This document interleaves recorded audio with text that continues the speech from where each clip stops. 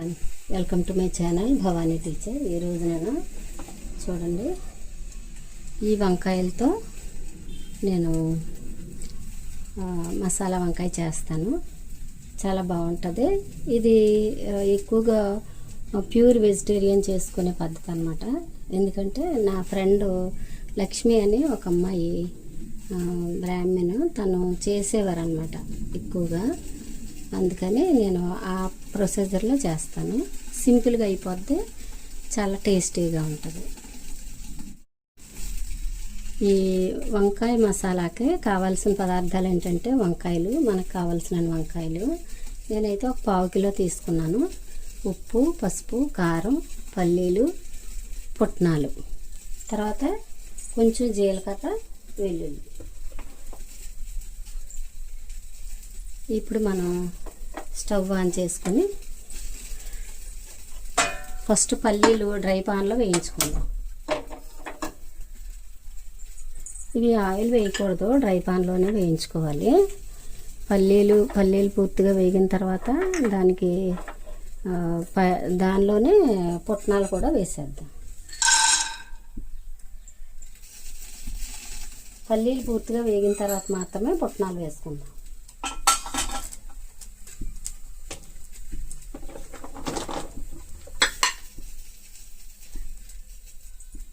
ఇప్పుడు ఉప్పు, పసుపు, కారం ఈ 3 రెడీ చేసుకుందాం. ఫస్ట్ ఇది కొంచెం మీడియంలో పెట్టి వేయించుకుంటే బాగుంటుంది.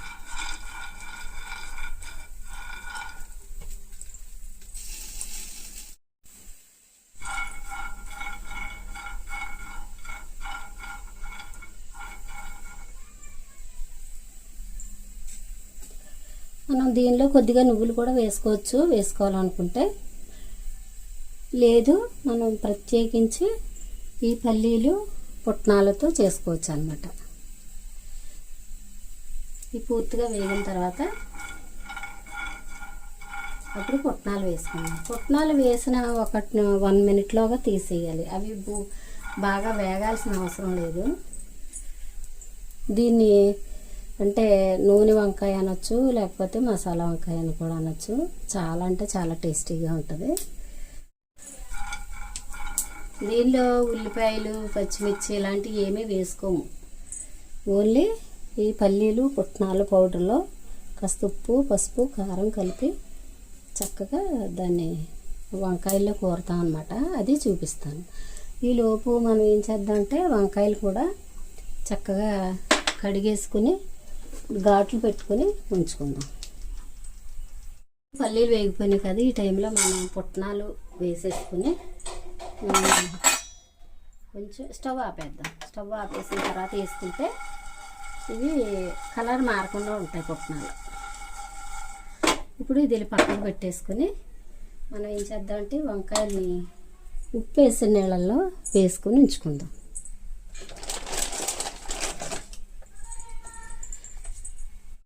ఉప్పు వేసుకుని దీన్ని నీళ్ళు పట్టుకుందాము.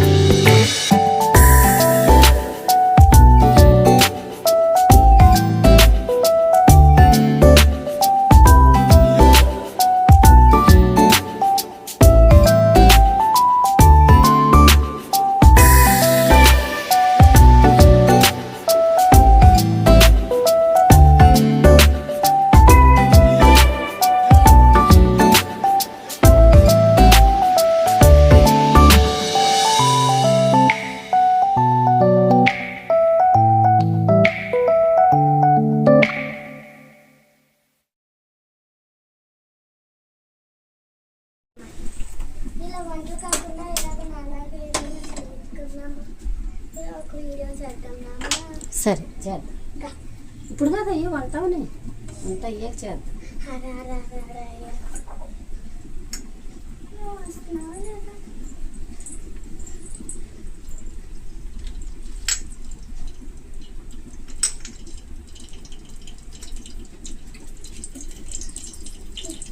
కారం పసుపు ధనియాల పొడి జీలకర్ర పొడి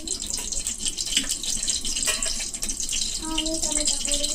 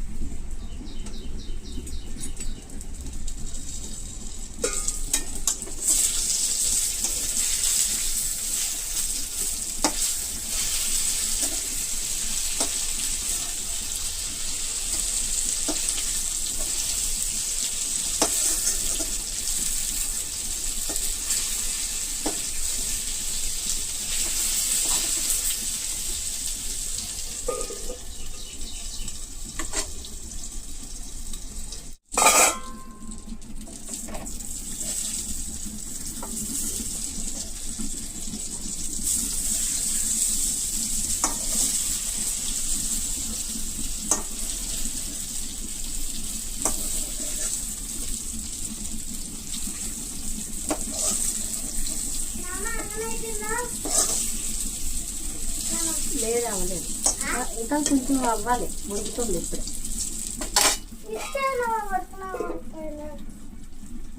ఉడకపోతే ఎలాగరా పంచేద్దాం. గమ్ము కోసమా ఆకలేస్తున్నాను.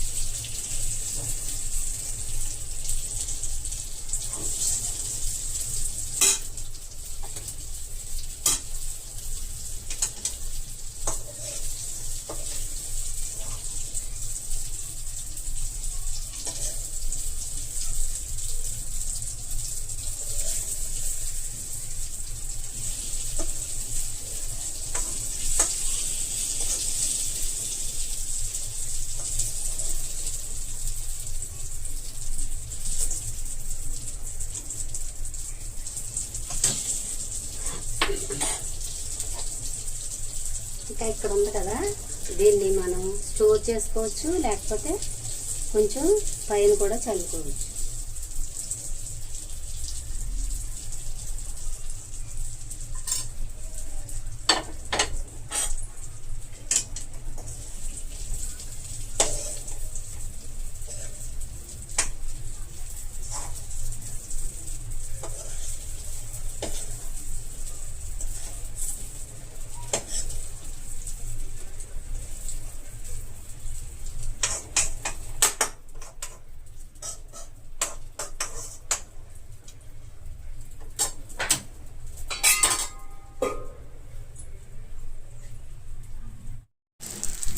కంప్లీట్ అయిపోయింది నూనె వంకాయ చూడండి. ఇప్పుడు ఇది స్టవ్ ఆపేసుకొని ఇది పూర్తిగా చల్లారిన తర్వాత మనం వేడిగా కానీ చల్లగా కానీ సర్వ్ చేసుకోవచ్చు. ఇప్పుడు ఇక్కడ పిండి ఉంది కదా, అదే మనం మిక్స్ పట్టుకున్న పౌడర్ ఉంది కదా, పల్లి తర్వాత పుట్నాలు జీలకర్ర వెల్లుల్లి వేసిన పౌడర్ ఉంది కదా, దీన్ని మనం స్టోర్ చేసుకోవచ్చు. ఒక టిన్లో పెట్టుకుని ఎప్పుడైనా మనకి ఇలాగా వెంటనే నూనె వంకాయ చేసుకోవాలంటే చక్కగా వంకాయలు తెచ్చుకోవడం, ఇది కూరేసి ఫ్రై చేసేసుకుంటే 10 నిమిషాల్లో అయిపోద్ది. ఓకేనా, చాలా రుచిగా ఉంటుంది. ఒకసారి మీరు ట్రై చేయండి. బాయ్. ఇలాగా నేను మిగిలిన పౌడర్ అంతా ఒక బాటిల్లో స్టోర్ చేసుకుని చక్కగా మళ్ళీ నూనె వంకాయలు చేసుకునే టైంకి వేసుకుంటాను అనమాట. దీన్ని ఆనపకాయ పులుసు తర్వాత బీరకాయ కూర అలాంటి వాటిలో కూడా వేసుకోవచ్చు. చాలా కమ్మగా ఉంటుంది. ఓకేనా, బాయ్. ఇది కేరళలోని ఒక ఇంట్లో, అంటే మా రిలేటివ్స్ ఇంట్లో ఉన్న ఒక చెట్టు అనమాట. ఇది జాజికాయ చెట్టు. చూడండి, అవన్నీ జాజికాయలు అంటే లోపల ఉంటాయి. ఈ కాయల్ని పగలగొడితే లోపల జాజికాయ జాపత్రి కూడా మనకి కనిపిస్తుంది. చూడండి, ఇదిగో ఇలా బ్రేక్ చేసినప్పుడు